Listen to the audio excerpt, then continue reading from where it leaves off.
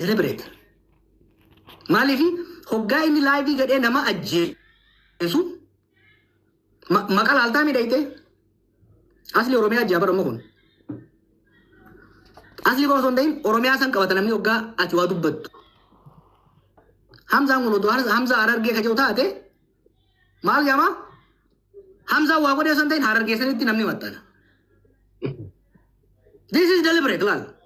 Akka namni Hamzaatu waa balleessee son ta'in Harargee waa balleessee. Yoo kaab fakkeenyaaf kaab oborraa ta'e kaab san dhiisaniiti oborraa waa godhee. Deliberate gandummaan akka dagaayitu. Beeki amma afurii mi kaasan warra gurguddaa Oromoo keessa afurii bara amma lola kana keessa akka agarru jira Harargeeti Arsiidhaa Jimmaa fi Wallo. Sanboota Wallo tana hoo garam fidan artummatti sii fidanii maaliif sii fidan Harargee tanaas alaa fi jaarsoo gas sii fidan Arsii tanaas yebaaleelii siin jaas dhufe. This is deliberate. Waan nama gaddisiisu bira tokko keessatti waan nama qaaneessu keessa ijoolleen amma qorranne keessa hedduun aanaa lamarraa dhufti. Asii aanaa sirkaati. Irra madaadha. Qeerroo sheerriyaa dingalchi. Baabaa sheerriyaa dingalchi qeerroo. Itti fufi. Waan hedduu na gaddisiisee mataan nyaatu tokko keessan siima. Ijoolleen amma kalee fi hagaan gammaa agartuun hedduun takka ijoollee sirkaati asii ba'a. Hedduun biraa immoo attummaa furseeti Wallo keessa. Aanaaleen lamaan tuni azaaba keessa jirti har'a biyya san keessatti. Sirka waggoota 5 dabre kanaaf ilmi namaa guyyarraa dhuma guyyarraa ajjeefama manneen guutanii manneen barnoonni jiru namni mana barnoota keessatti hidhaa jira. Guddaan isaanii shayini isaanii hin hafne namni hin jiru. Hartummaa kanaas guyyuu lollitti banama. Nama meeqa keessaa dhumaa jira.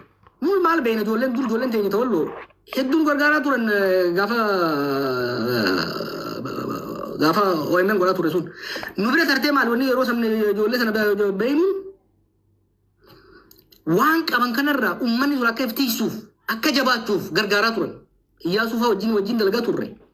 Rabbi ta'aa raaramu. Har'a garuu hawaasa fi tinni sooson ta'in qawwee walii bitteetti wal fitti ijoolleen tun gosawwan isaaf qeeqee ijaaramte jechuudha.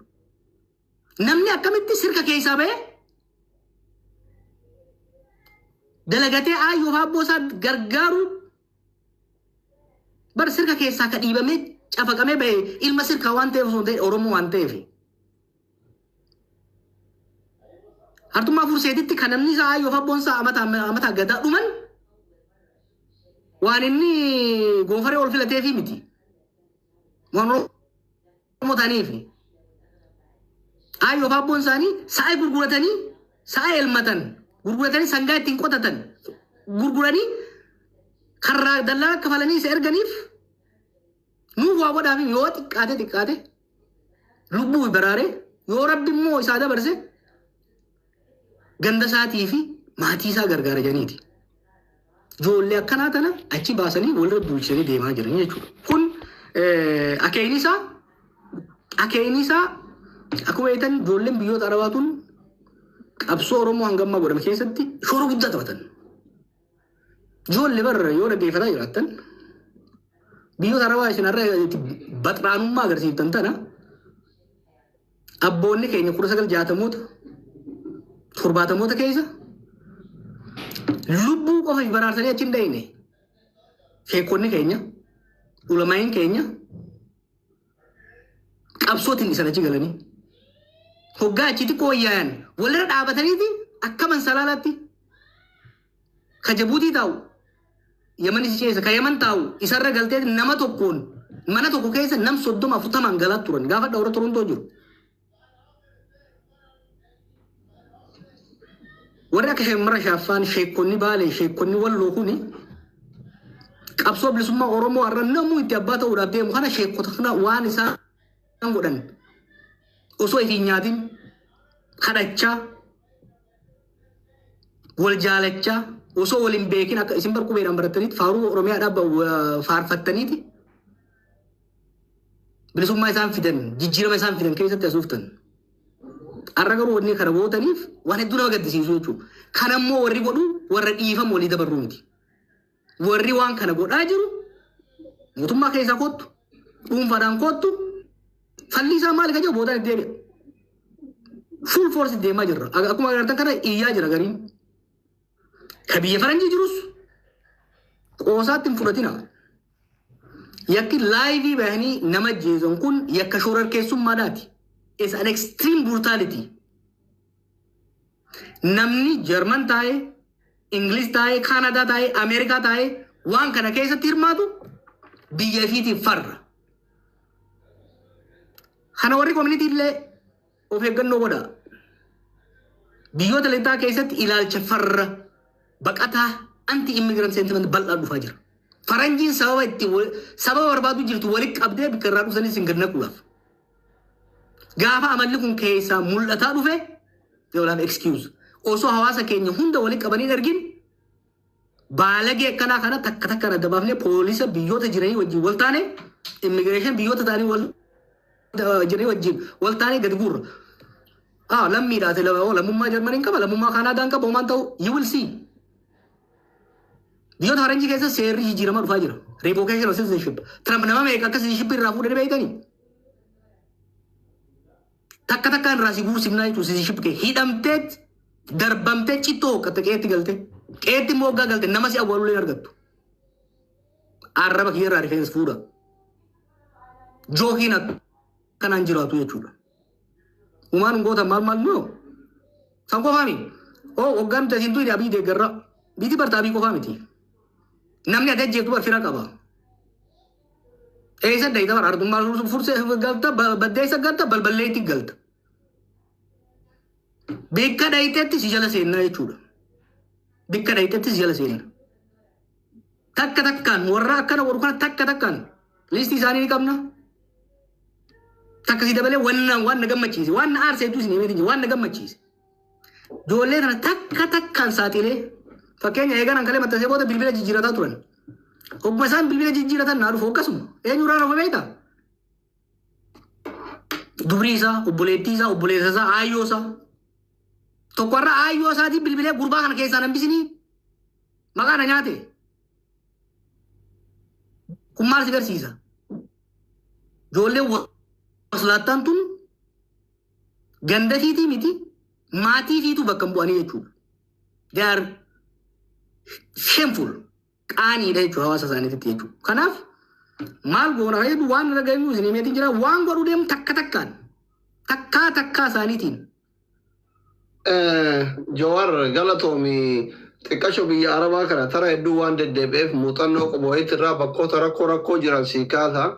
Yeroo amma namni akkata asirratti haasa'u ijoolleen biyya Arabaa kanatti yeroo hedduu akkanuma keessattuu waggoota sadii arfan kana akka malee wal miidhaa jiranii jaarsummaan dhimma taa'amaa waluma deebi'an. Akkuma kaleessa haasayamee guyyaa sadi booda ajandaan kun qabbanee namni kun walitti hin dachaaneef akka kiriir ta'uuf ka dogoggora waan akka ijoolleen keenya rakkoo walirraan geessan gosa sadiitti jira. Tokko warra akka riphee lolaa biyya keessaa kanatti hidhatee gaara jiru kayoo mootummaan su'ullee dhufe haga humna ofii ofirraa mootummatti dhukaasee ajjeesu osoo yaalu dhuufaa jira. Kan qila irraa kufeefaa ilkaan irraa cabu jira. Warra jala jiru guutuun hin beekaa jechuun sobaami. Warra hidhatee jira.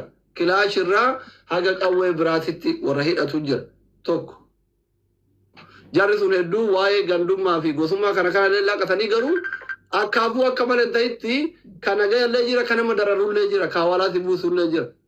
Tokko gurmuun tokko huduudarra jira jechuudha. Dimbara Yamaniitii fi Su'uudii kana jidduu karaa gaara akka miskanniin kanniin gaarreen dimbaraa kanarra warri jiru jira. Shiftaan akka shiftaatitti ka abbaa rabbiin laaffiseef dabarsu ka abbaa mootu akka laalee fuulli dabbare azabu jira jechuudha. Tokko kana dimbara. Lammata naannoo amma karaa waadii kana karaa kamisiin gabbaanii karaa tasris kana karaa waadii kana ilaa birkaatti bakka miskiinni dalagaa itti eeggatu jira akka kaayidaa magaacaa biyya kennaa sanii mahaxxaa waan jedhamu jira. Mahaxxaa kana keessatti kanarra dhaabatee ka dalagaa dhufu achitti bu'aa ka dalagaa barbaadu achi dhaqaa durriyyeen mazra'aa keessa ciisetiniin dhokatee gizee kara deeman kun dhufu achitti qabee miskiina kana haga mobaayilaan bahutti isaan amma inumaayyuu silkima isaa irraa fuudhanii silkima isaatiin laayivii dabarsaa nama tumuu ajjeesuu dararuu eegalan. Inni shiftaan lammaffaa shiftaan kuni waan shugguxii xixiqqoo fi saanjaa qaba. Warri maaxxarraa kunniin waadii dawaasir kamisirraa gadi waadii dawaasirraa haga birkaatti warri jiru kun warra saanja fi haga shugguxii xixiqqootti qabu. Warri guyyaa rafaa oolee halkan yoo fedhe bakka miskiinni dalagatutti dhaqee akka biyyatti shiftaan nama goru kanatti miskiina guyyaa re'ee jala deemaa oole kana hirribaa kaasee ruuza bilcheessisi.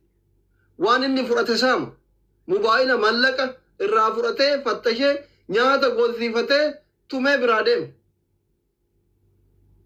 Inni sadaffaan mootu warra mana taa'ee mukayyafa jala taa'ee bakka dalagaa isaa taa'ee warra eebaluu qabaa fida. Fakkeenyaaf amma anaaf Hamzaa yoo wallollee deeggaraa kiyya fakkaate yookiin deeggaraa Hamzaa fakkaate Hamzaa keenya tuqee qabii fidi aslii keenya tuqee qabii fidi yookiin arsii arrabsee warra eebaluu qabii fidi warra eebaluu arrabsee warra eebaluu qabii fidi jedhee warra iyyeetiin lafa balleessee miskiina wal tumsiisu. Gochoonni suukaneessan yakki suukaneessan kun gocha kana karaa kana sadiin raawwatamu. Wantoonni sadiin kun akkamitti step by stepin tarkaanfiin irratti fudhatamuu danda'ama. Fudhachuun danda'ama. Waan kanatti ibsa godhime. Ayya galatoome laal maddi furmaanni waan kanaa isin harka jira ummata keenya harka. Ummata biyya Suudii jirtanii fi ummata Oromiyaa jirtan. Ijoolleen waan kana godhan kun hedduu isaanii warra seera ala takka bosona jiru takka bakka adda addaa jiru. Gariin seera ni qaban. Gaafa isaan waan akkanaa godhan bakka isaan jiraatanii fi bilbiluma isaanii qofa naa erga. Naggurra qabsiisee buursisa. Walii gallee ijoollee baalagee akkanaan harkarra hin qabina. Maaliif amma tokko deeggaraa keetii barnaan jedhan si faarsoo ture. I don't care maaliif ilmoo haadhatiyyaan taane. Miskiina ajjeefnaan miskiina nyaatee gara hin qabne kadheebuudhaan kokkeessaa goggoyitu. Miidhaan ajjeefnaan maaliif gudeeda tokko wajjin hin dhalan. Kun diina bineensa kun. Maaliif tokko miskiina zollamu jira. Lama namummaa fi oromummaa teenya nurra busheessu jira. Ankalee mataan shirna jechuu kaate viidiyoo sana ilaalee. Maaliif ani wanni jedhin jira beektaa maqaamni kiyya naasuun qabu amata kudha meeqaan waanuma kana laalu jiraami. Geetaa Joosaffaa Baan barre ijoollee cafaqaatiin dhageessisu turanii. Argeetiin jira rakkoo meeqa jechuun viidiyoon na bira dhufne hin jiru. Ta'ammaa garuu is beyond kun immoo itti yaadamee godhamaa jira Oromoo.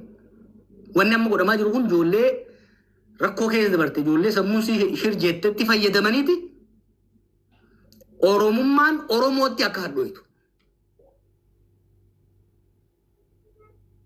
Akkuma gartan alaabaa fa'aa fannifataniiti. Alaabaa fa'aa fannifataniiti. Bishaan isaan irra caalii dhufan kana bar jaarraa abbaa gadaa fa'aan achi hafuu osoo danda'an bishaan sanirra osoo deeman bubbeen buutee harka Somaalee isaan buufte. Ifiifi miti.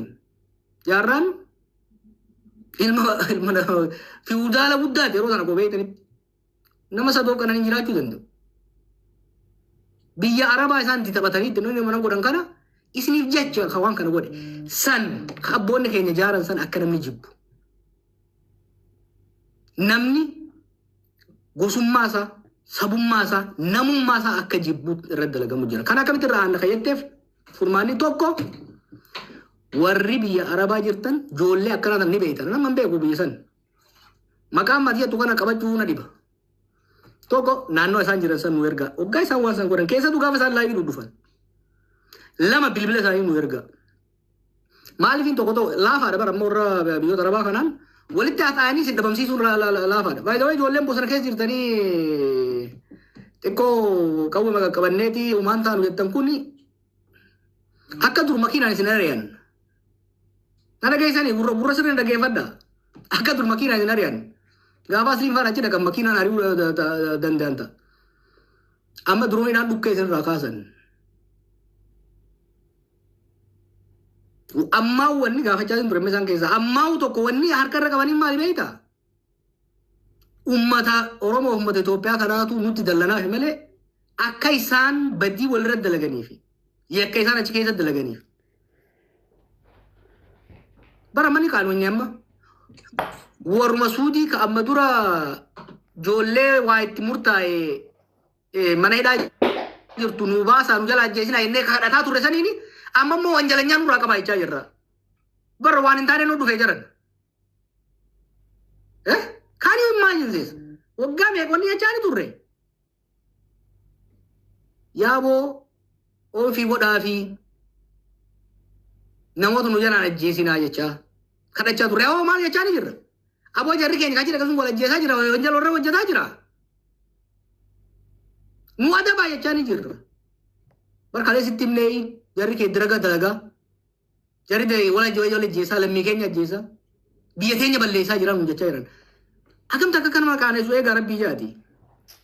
Kanaaf tokko isin warri alaa jirtan biyya san jirtan bilbila isaanii bakka isaan galan qe'ee isaanii mana isaan galan nin beekan Oromooti yeesidu nin beekan namni tokko kophaa jiraachuu hin danda'u biyya tamma keessattuu waliin jiraattan. Gaddaafaan akkasinitti hin dhufne.